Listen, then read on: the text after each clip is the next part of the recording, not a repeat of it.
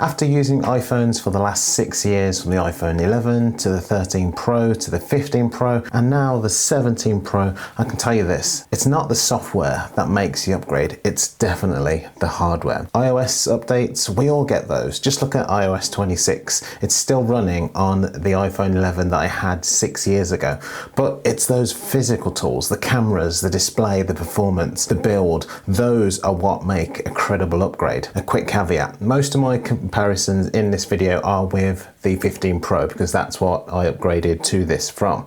Sure, the 16 Pro added some incremental improvements, but for most people, yearly upgrades just really aren't worth it. Unless a new feature truly changes your daily use for your content, upgrading every year is probably overkill. So if you've been patiently waiting, these are 5 hardware changes in the iPhone 17 Pro that have actually made a difference for me after 2 weeks.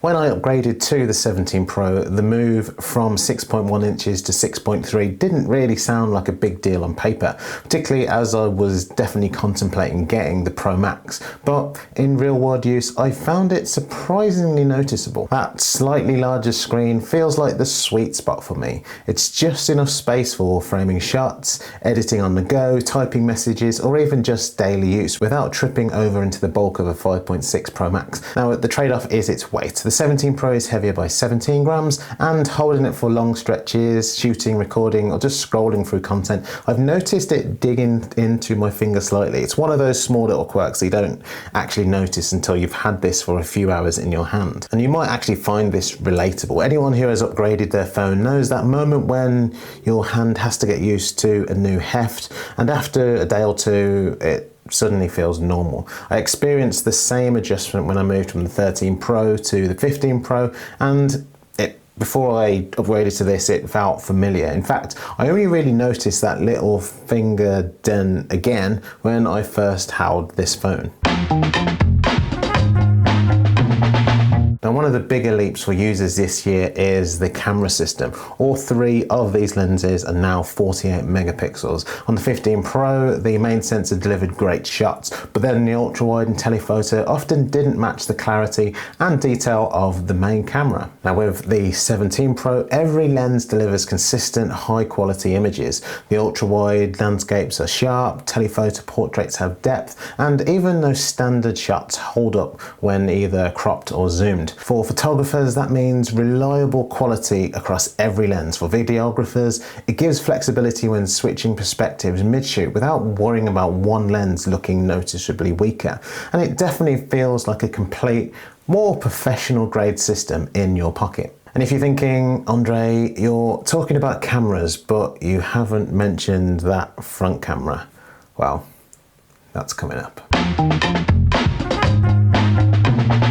The A19 Pro chip in this isn't just about raw speed, it's about sustained performance. On the 15 Pro, editing or exporting videos could heat the phone, and battery life started to feel limited over the 2 years that I'd had the phone. With the 17 Pro, it stays cooler during those longer editing sessions and heavy usage. I can shoot, edit, and export multiple clips in a day without ever worrying about performance issues. Battery life is noticeably better, enough to get me through a full day of photography, videography, and editing without scrambling for a charger.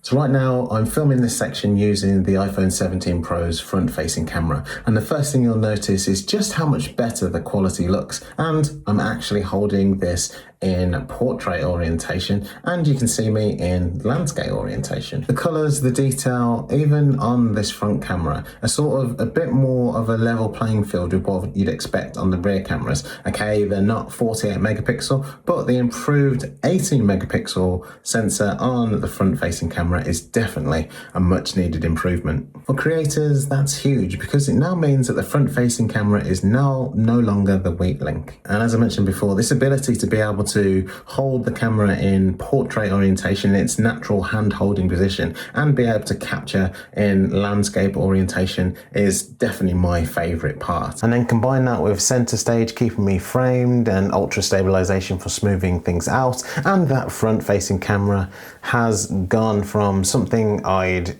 only use in a pinch to something I actually want to use for my content. and just to test out the new landscape orientation using that new sensor on the iPhone 17 Pro.